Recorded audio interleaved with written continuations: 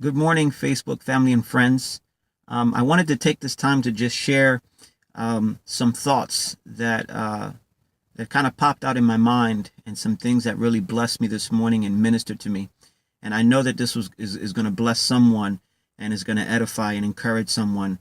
So I wanted to take this time to read something to you and then just share with you some things that I wrote down, and just believing that I'm being moved and I'm being led to share this because I know it's going to bless someone.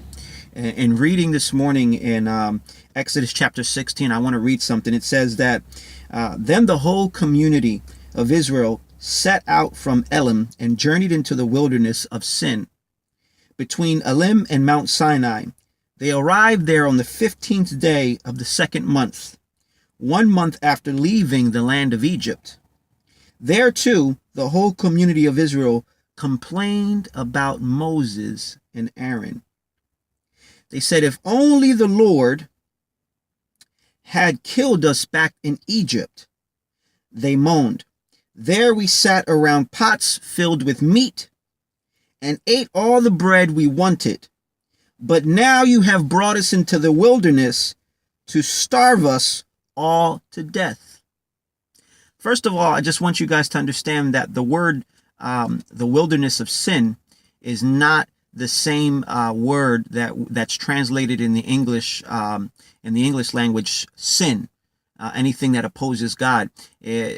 Actually, the wilderness of sin is closely related to the place called Mount Sinai. So I just wanted to, first of all, get that out of the way. But the interesting here, I wrote some things down. I wanted to encourage us because there's a parallel between what the Israelites had done back in biblical times and what we find ourselves doing even now. You may say, well, this is not really for me. Well, let me be the first to admit I can identify and relate and find myself just as the Israelites did. But for those of you who can also say, hey, there's something I can see there, there's a parallel. You may find yourself today in the wilderness of sin, an environment filled with nothing but sand and stone, a place where there's no food, there's no water, it's just barren and it's empty. Even though you may be in such a place, just as the Israelites were in the wilderness of sin, let me encourage you to let you know that this is a place, it's a perfect place where God can test you and shape your character.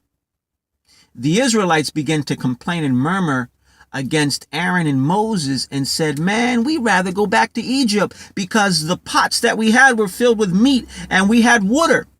But this place that you might find yourself in, even though it's for a season, it's a place where God wants to test you and where he wants to mold you and where he wants to build your character. We see that the Israelites began to complain while in the wilderness.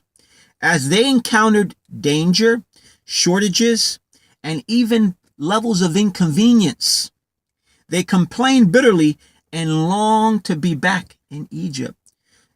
Egypt represents a place where God has taken you from. Egypt represents a place where God wants to take you farther away from. Egypt represents that old man. Egypt represents that old lifestyle that you came from, that some of us know, man, if I go back to Egypt, you probably ain't going to like me. You're probably not going to be around me, and you're probably not going to like what I have to say. Whenever you find yourself in the wilderness of sin and you begin to complain and murmur and not focus on what God is doing or what God wants to do, you actually are traveling back to Egypt, a place where God has rescued you from and a place where God wants to take you further from. In verse 4, it says this, then the Lord said to Moses, look, I'm going to rain down food from heaven for you. Each day the people can go out and pick up as much food as they need for that day. I will test them in this to see whether or not they will follow my instructions. I found something interesting here, that even though the Israelites began to complain and wanted to go back to Egypt, God met their need anyway. Even in the midst of their complaining, even in the midst of bickering, even in their midst of them being bitter, God still filled their need. As always, God will provide for your needs in spite of your complaining. Why? Because God is faithful. God is faithful, and he always, always takes care of his children.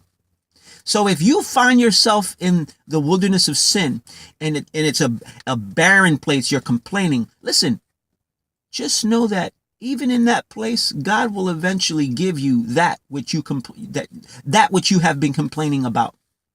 Complaining is a natural response. We need to acknowledge that. When we encounter stress and difficult circumstances, we will find ourselves complaining. But let me ask you a question. Do you really want to go back to Egypt?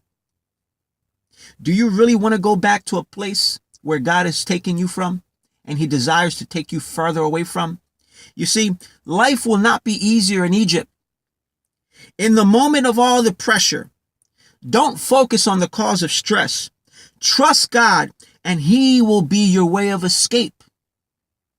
While we're in this place of wilderness, of the wilderness of sin, let's resist the temptation of always wanting to run when things don't go the way we think they should, or when things are not going the way that we want them to. Focus on God's wisdom, focus on his power, and focus on his love. My last thought is this. The wilderness may be a place that is dry, but don't run from that which is intended to mold you, to test you, to mature you, and bring you eventually to that land that God had promised. My friends and family on Facebook, let us honor God, let us be patient, and let's know in our hearts and in our minds that even though this place may be dry, we don't need to go back to Egypt. We need to stay here and know and acknowledge that God is at work. His purposes will be fulfilled in that place where you find yourself at today.